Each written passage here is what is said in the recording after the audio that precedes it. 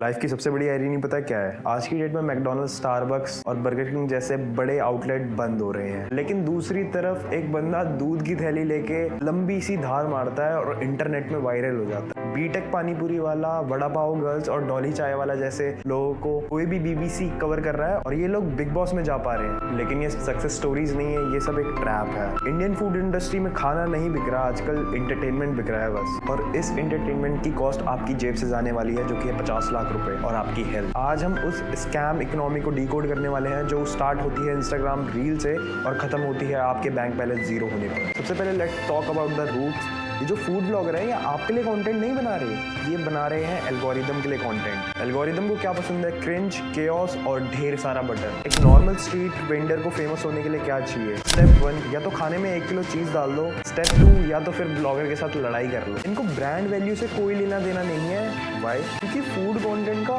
Revenue model ही broken हो चुका है। एक टेक यूट्यूबर आईफोन बेचता है और उसको 30% मार्जिन मिलता है। एक फाइनेंस इन्फ्लुएंसर इन्वेस्टमेंट बेचता है, बट एक फूड ब्लॉगर क्या बेचेगा? 200 रुपए का वड़ा पाव, उसमें मार्जिन ही कितना है? 10 या 5 रुपए। इसलिए फूड ब्लॉगर क्वांटिटी और शॉक वैल्यू पे खेलते हैं। इन्हें क्वालिटी दिखाने का पैसा नहीं मिलता, इन्हें तमाशा दिखाने का पैसा मिलता है। और ऐसे ही तमाशे से जन्म लेते हैं आपके डॉली चाय वाला और वड़ा पाव गर्ल। अब सुनो असली गेम। जब एक वेंडर वायरल होता है ना, तो उसकी दुकान के बाद 100 लोगों की भीड़ खड़ी हो जाती है। और उसी भीड़ को देख के आप सोचते हो कि मैं उसका फ्रेंचाइजी मॉडल ले लेता हूँ, मेरे पास भी भीड़ ही भीड़ होगी कस्टमर की। बस यही आप गलती कर देते हो। वो भीड़ उसके टेस्ट को देख के नहीं आई, वो भीड़ उसकी पर्सनैलिटी को देख के आई है, जो कि इंस्टाग्राम ने बना दिया आपके सामने। लोग डॉली की चाय पीने नहीं जाते, उसकी धार देखने जाते हैं, वो दूध की थैली की। फ्रेंचाइजी बनाना और फ्रेंचाइजी बेचना 2 अलग स्किल्स हैं। मैकडोनल्ड आपको सिर्फ बर्गर नहीं देता, वो आपको पूरी सप्लाई चेन देता है। उनकी टिक्की फैक्ट्री से बन के आती है और स्टाफ ट्रेन होता है। लेकिन ये वायरल वेंडल्स, इन्होंने अपनी एक दुकान के अलावा दूसरी दुकान कभी मैनेज नहीं करी और आपसे 50 लाख ले लेते हैं एक ब्रांड फी के नाम पे।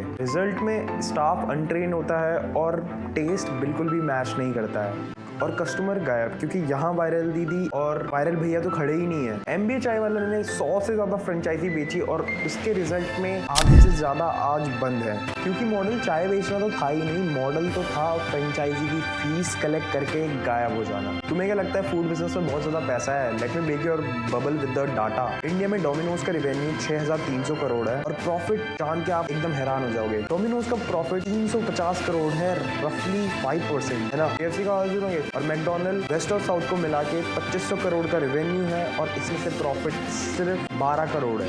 मैकडोनल्ड की फ्रेंचाइजी में 2 करोड़ लगते हैं और रिटर्न मिलता है 1% से भी कम। इससे बेटर तो पैसा एफडी में डाल दो, घर बैठे 7% मिलेगा। अगर इतनी बड़ी कंपनी जिनके पास वर्ल्ड क्लास सिस्टम है और वो इंडिया में बैठ के मार्जिन नहीं निकाल पा रहे, तो तुम्हें क्या लगता है कि तुम एक वड़ा पाव का फ्रेंचाइजी खोल लोगे तो उससे तुम बहुत ज्यादा करोड़पति बन जाओगे? टेबल टर्न अराउंड रेशियो, एक टेबल में कितने लोग बैठे हैं, ये फॉर्मूला तो इंडिया में बिगड़ ही चुका है, क्योंकि रेंट और फूड कॉस्ट इंडिया में आसमान छू रहे हैं। तो सवाल ये है, ब्रांड्स पैसा कमा क्यों नहीं पा रहे हैं और हमें कचरा क्यों खिलाए जा रहे हैं? रीजन है प्राइस सेंसिटिविटी। यूएसए में सबसे सस्ता मैकडी का बर्गर $4 का है, which is in Indian rupees 350 rupees, और इंडिया में यही बर्गर 50 रुपए का है। जब ब्रांड्स को 50 रुपए में बर्गर बेचना पड़ेगा तो वो क्वालिटी कैसे ही देगा? इसलिए वो चीज नहीं, चीज एनालॉग नकली चीज जैसी चीजें यूज करते हैं। चॉकलेट में कोको नहीं, वेजिटेबल फैट्स एंड चीनी यूज करते हैं भर भर के। चिप्स के पैकेट में पाम ऑयल और हवा भरी रहती है। And you know what problem हमारी भी है, हम वैल्यू फॉर मनी के लिए ना क्वालिटी कॉम्प्रोमाइज करने को तैयार है। हमें 50 रुपए में बर्गर भी चाहिए और टेस्ट भी चाहिए। इसके रिजल्ट में ब्रांड हमें शुगर और केमिकल्स खिला रहे हैं, जिससे हम एडिक्टिव रहे उन चीजों को खाने में और उनका मार्जिन बचा रहे। ये एक विशिष्ट साइकिल है। कस्टमर पे नहीं करेगा, ब्रांड्स क्वालिटी गिराएगा